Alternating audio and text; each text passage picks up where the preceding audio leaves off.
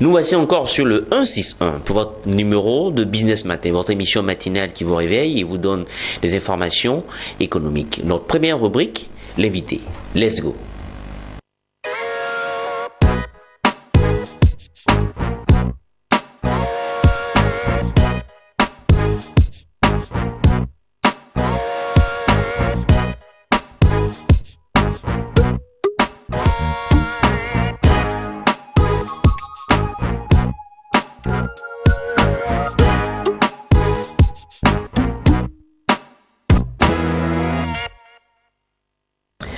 Business Matin d'aujourd'hui ouvre ses portes. Nous partons avec l'entrepreneuriat féminin. Pour thème principal, et notre invité est le docteur Méa Arlette. Elle est médecin et elle s'intéresse à l'entrepreneuriat. Docteur Méa, bonjour. Bonjour Jean-Paul. Comment est-ce que vous allez? Je vais bien. Toute la rédaction me transmet un merci à votre égard pour avoir répondu à notre invitation. Avec vous, on parle de la femme et de l'entrepreneuriat. En un mot, de l'entrepreneuriat féminin. Qu'est-ce que l'entrepreneuriat féminin? Déjà, l'entrepreneuriat, avant de parler de l'entrepreneuriat féminin, je voulais parler de l'entrepreneuriat, qui est une action de création de richesse et d'emploi, partant d'une vision d'un leader, de quelqu'un qui a eu une idée et qui veut la concrétiser en créant des richesses. En créant des richesses. Et aujourd'hui, on parle de l'entrepreneuriat au niveau de la femme. Du coup, l'entrepreneuriat féminin. Donc, création de richesses au niveau des femmes. Exactement. Allez-y. Pour ainsi dire, pour entrer dans le vif du sujet, l'entrepreneuriat féminin, c'est donc la femme qui décide d'entreprendre, de créer des richesses pour pouvoir faire bénéficier à sa famille et à tout son environnement. Du coup, les femmes veulent être à tous les niveaux aujourd'hui. Bien sûr, avec la parité dont on parle depuis un certain temps, la femme veut aussi avoir sa place, son mot à dire. Alors, nous sommes en Afrique, précisément en Côte d'Ivoire. Aujourd'hui, nos gouvernements, les gouvernements qui se sont succédés ces 5 dernières années, ont beaucoup prôné la culture de l'entrepreneuriat au niveau des jeunes, mais surtout au niveau de la femme. Comment est-ce que vous expliquez cela? Selon les statistiques déjà, l'INS, il y a environ 30% de femmes qui s'intéressent à l'entrepreneuriat en Côte d'Ivoire. Alors, les gouvernants essaient, tant bien que mal, de prôner cela. Mais je pense que ce n'est pas encore suffisant. Parce que s'il y a 30%, il y a 70% qui sont là, qui ne font pratiquement et qui n'entreprennent pas pour l'instant. Donc notre action aujourd'hui, c'est de pouvoir encourager ces femmes à entreprendre dans tous les domaines. Et je crois qu'on va mieux en parler tout à l'heure. Pouvons-nous travailler, entreprendre, ou l'entrepreneuriat est juste destiné à quelqu'un qui sort de l'école, qui n'a rien à faire, qui a une vision, qui a une idée? Ou tout travailleur peut entreprendre également? Tout sans emploi peut entreprendre? Alors Jean-Paul, je t'emboîte le pas tout de suite pour dire que tout le monde peut entreprendre, à quelque niveau que ce soit. La jeune fille qui sort de l'école, qui n'a jamais eu un emploi, peut déjà commencer quelque chose avec une idée. La femme qui travaille peut, à ses temps perdus, créer un emploi. C'est-à-dire faire un business. Voilà. Pour vous, vendre de la loco, c'est entreprendre? Pour moi, faire toute chose, c'est entreprendre. Vendre de la loco, des oranges. Mais on veut aller un peu au-delà aujourd'hui. Parce que c'est ce qu'on nous a toujours dit. La femme rurale, on lui donne un peu de moyens pour pouvoir vendre des oranges. Mais aujourd'hui, il y a le village planétaire. Le monde est devenu un village planétaire. Il y a l'entrepreneuriat social, c'est-à-dire développé au niveau même des ONG, des regroupements de femmes, tout ça. Des associations. Des associations, effectivement. Et même au-delà encore, il y a l'éthique. Donc on ne va pas se limiter toujours à la femme qui est dans l'agriculture, qui est dans le commerce. On peut aller au-delà. Il y a beaucoup de secteurs d'activité. Il y a beaucoup de secteurs d'activité. Il y a un marché à prendre. Alors prenons votre cas. Vous êtes médecin de formation, vous intéressez à l'entrepreneuriat. Il y a un exemple qui se retire. Bien sûr. Alors, être médecin, c'est un métier libéral. C'est-à-dire que le médecin peut exercer en freelance. Voilà. Alors, pour l'État comme au privé. Pour l'État comme au privé. Et comme je l'ai dit tout à l'heure, dans les temps perdus, le médecin peut faire de la décoration. D'accord. Le médecin peut faire l'artisanat. Le médecin peut faire beaucoup d'autres choses. On ne peut pas s'arrêter seulement au fait que non, tu es médecin et donc tu peux faire beaucoup de choses. Et par rapport à ça, la médecine même, il y a toute une variété d'activités à faire, même dans la médecine. Parallèle. Même dans la médecine. Même dans la médecine. Il n'y a pas que la clinique où on va en consultation, on voit le médecin. Mais par exemple, dans l'événementiel, oui, on peut trouver un médecin. D'accord. On peut trouver un médecin. Dans toutes formes d'organisation, les forums, les salons. Les salons. Même aujourd'hui, bientôt, il y aura les législatives, les municipales, tout ça. Alors, tout regroupement a besoin d'une équipe médicale. Donc, du coup, ça devient de l'entrepreneuriat. Ça génère de la richesse, de l'emploi. Et c'est un marché à prendre. Un marché à prendre. Donc, pour bien comprendre, toute activité libérale, même si on la pratique, peut nous pousser à nous intéresser à l'entrepreneuriat. Bien sûr. Et aujourd'hui, on parle des femmes. Bien sûr. Mais une question encore, et la dernière d'ailleurs, les femmes n'ont pas droit à n'importe quelle sorte de travaux. Donc du coup, toute profession libérale, si on pratique toute profession libérale, on ne peut pas forcément faire de l'entrepreneuriat. Je m'explique. Docteur Méa, oui. Vous êtes dans une profession libérale, mais vous entreprenez. Mais aujourd'hui, vous savez qu'il y a des activités, il y a des métiers qui ne sont pas réservés à la femme. Donc du coup, dans le domaine d'activité dans lequel je suis, si je ne peux pas entreprendre, qu'est-ce que je fais? Alors, c'est une très belle question. Je ne sais pas si je me fais comprendre. Oui, j'ai très bien compris, Jean-Paul. Alors, c'est de pouvoir interpeller les gouvernants, nos autorités, à pouvoir permettre à ce que la femme soit dans tous les secteurs d'activité. En ce moment, c'est plus facile d'entreprendre. Parce qu'il n'y a pas de métier réservé aux hommes. Les femmes aussi peuvent travailler dans tous les secteurs d'activité. Gros problème également pour l'entrepreneuriat féminin. Oui. Le financement. Ah. Qu'est-ce que vous pouvez dire là-dessus? Le financement, c'est la clé. Je ne vous arrête pas, oui. Mais vous faites une profession libérale. Oui. Donc si aujourd'hui vous avez déjà des activités parallèles,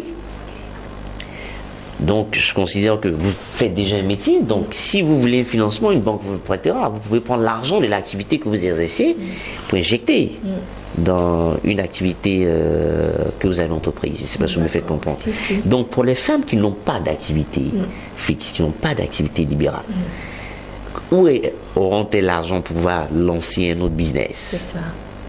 En général, quand c'est un homme, l'environnement social même l'aide. Pourquoi? Parce que c'est un homme. Mais d'aucuns diraient aussi que les femmes ont plus d'avantages que les hommes. Alors qu'au niveau de la femme, on lui demanderait par exemple d'avoir une caution immobilière. C'est pas facile. Pas facile. Voilà.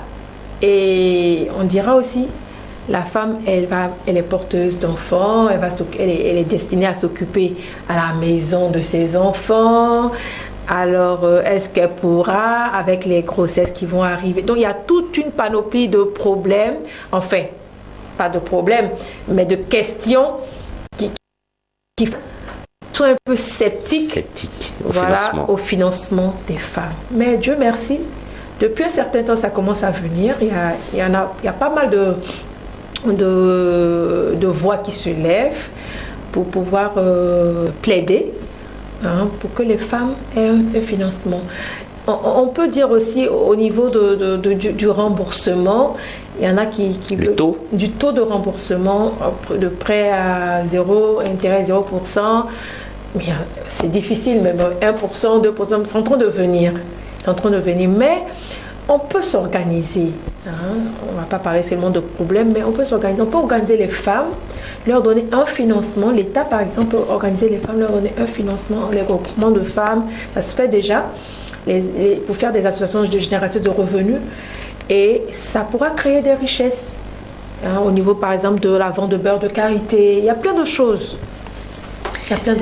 Docteur Méa, vous êtes un exemple pour nous faire comprendre qu'on peut avoir une activité libérale et entreprendre. Oui, bien sûr. D'autres personnes se disent il faut forcément travailler, avoir de l'argent avant de se lancer dans un business. C'est évident, mais ce n'est pas également évident. En fait, entreprendre, c'est risqué. C'est risqué. C'est un risque. C'est un risque, c'est un gros risque. C'est un risque familial. C'est un risque même de son travail. C'est toutes tes économies, même que souvent tu utilises pour créer encore des richesses. Mais il faut être un leader. Il faut croire en ce qu'on fait. Il faut croire en son rêve. Il faut y mettre du sien. Et ça vient tout seul. Docteur Méa Arlette, merci d'être venu. Merci. Merci Jean-Paul. L'invité de ce Business Matin, c'est terminé. Nous étions en compagnie de Dr Méa Arlette, médecin de formation. Elle s'intéresse à l'entrepreneuriat, avec elle nous avons parlé de freins à l'entrepreneuriat féminin et faire comprendre, surtout à tous nos téléspectatrices qui nous regardent, qu'on peut être femme et entreprendre. Merci de nous avoir suivis. On part pour la deuxième et dernière ligne droite de cette émission, le livre de la semaine. C'est parti.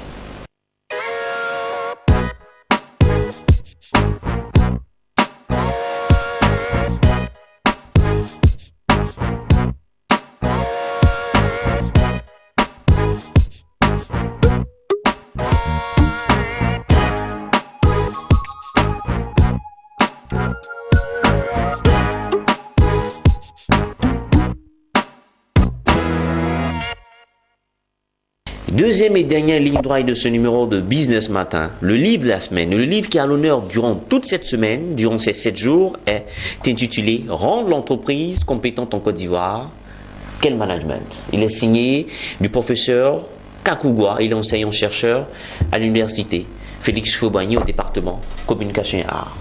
Professeur, bonjour. Bonjour, monsieur Adomou. Merci d'être venu. Merci également à vous, surtout à votre télévision, Business 24. Merci. Alors, l'œuvre que vous nous donnez aujourd'hui, que vous nous présentez aujourd'hui, est rendre l'entreprise compétente en Côte d'Ivoire. Quel management? Évidemment. Allez-y. Nous avons constaté qu'il y a des problèmes de gestion, donc de management des entreprises, des organisations en général, en Afrique et surtout en Côte d'Ivoire. Donc, nous proposons des voies pour résoudre ces problèmes de gestion du management. Et ce bouquin, c'est un bouquin de 170 pages, subdivisé en combien de chapitres? 6 chapitres. Alors, il y a un mot qui est récurrent dans ce bouquin, management. Qu'est-ce que le management? Bien, le management est un anglicisme qui veut dire gérer, donc qui donne plusieurs aspects, non seulement liés à la planification, au contrôle, à l'organisation, donc à la coordination pour gérer tout groupe afin d'atteindre l'objectif souhaité. Pour gérer tout groupe. Oui. Et qu'est-ce que vous appelez groupe? Le groupe, c'est pour cela que nous parlons d'organisation, parce que dans le thème d'organisation, il y a l'aspect social, il y a l'aspect économique, et puis je voudrais dire l'aspect interpersonnel pour tout ce qui forme une entité. D'accord, l'aspect personnel. Oui. Et aujourd'hui, vous savez que on ne parle plus beaucoup de directeurs généraux. Oui. On parle beaucoup de managers. Oui. N'est-ce pas? Oui. On dit un manager. Oui. Un manager. Et dans le bouquin également, vous parlez des fonctions que doit avoir un manager. Oui. Évidemment, le thème de directeur général est un peu autoritaire ou bien autocratique. Ce qui n'est pas le cas dans le cadre du management. Dans le cadre du management, il y a une certaine approche participative. Ça veut dire le directeur général, quoique ayant l'autorité, doit pouvoir compter, doit pouvoir savoir que le personnel est d'une importance capitale et qu'à lui seul, il ne pourra rien faire. Ça veut dire que l'entreprise ne pourra se développer qu'en associant tout le personnel, tous les ouvriers, en tout cas tous les employés. Et quand on parlait du développement d'entreprise, c'est ça. rendre l'entreprise compétente en Côte d'Ivoire. Oui. Et vous dites dans le livre également que le manager doit avoir des rôles. Oui, évidemment, là nous disons que le manager a 3 rôles complémentaires et indépendants. D'abord, il y a le rôle informationnel, Oui. le rôle interpersonnel Oui. et le rôle décisionnel. Le rôle informationnel vient de ce fait que le manager doit pouvoir donner l'information adéquate pour que les employés puissent réaliser leurs tâches. Le rôle interpersonnel est de ce fait que toute personne doit être au contact de l'autre pour échanger, pour pouvoir... Malgré sa fonction. Évidemment, malgré sa fonction, il ne doit pas être sur un piédestal inaccessible. Il doit pouvoir être à la hauteur pour mieux comprendre ses éléments, c'est-à-dire mieux comprendre ses employés. Tout le monde doit pouvoir se parler. Évidemment. D'où la communication. Évidemment. Et l'autre aspect décisionnel, ça qui fait vraiment office du rôle de manager, c'est de pouvoir, après avoir eu contact, après avoir informé, de prendre les décisions idoines, ça fait des décisions qui vont avec l'environnement, qui ne sont pas des décisions imposées, mais ce sont des décisions prises au regard de l'approche des employés, des subalternes. Ce livre peut-il permettre à un pays d'être développé? Oui, évidemment, ça a Parce que quand on parle d'entreprise compétente, oui, on parle automatiquement oui, de pays compétent. évidemment, si le pays, pour être compétent, doit avoir un président compétent. Ça veut dire un président qui ne pense pas qu'après son élection, qu'il est au-dessus de tout le monde. Il doit comprendre que son existence dépend de la population et qu'il doit être à l'écoute de cette population afin de mieux prendre des décisions idoines, adéquates pour le développement du dit pays. Donc ce livre, il est destiné à tous. Oui. Qu'on soit manager, directeur d'entreprise. Évidemment, le manager, ce n'est pas seulement le directeur général. Le manager, c'est toute personne qui a à sa charge des personnes à gérer. Donc la personne, ça veut dire la famille, au niveau de la famille. Le père de famille, la mère de famille est un manager, de fait, puisqu'il y a des gens à gérer. Donc si je suis père de famille, je suis manager. Évidemment, puisqu'il faut pouvoir gérer la famille, Oui. de sorte que votre famille puisse aller de l'avant, qu'il n'y ait pas trop de crise familiale. Voilà. Professeur Kakugwa, Oui. votre livre il est en 2 axes. Ok. Ceux qui l'achèteront pourront voir les 2 axes. Oui. Rendre l'entreprise compétente en Côte d'Ivoire. Quel management? Il est signé du professeur Kakugwa, enseignant-chercheur Oui, à l'université Félix Foubayi, au département. Communication. Et merci d'être venu. C'est terminé pour ce numéro de Business Matin. Merci et à un prochain numéro. D'ici là, toujours sur le canal 161 du bouquet Canal+, sur Business 24, la première télévision panafricaine d'information économique. Merci.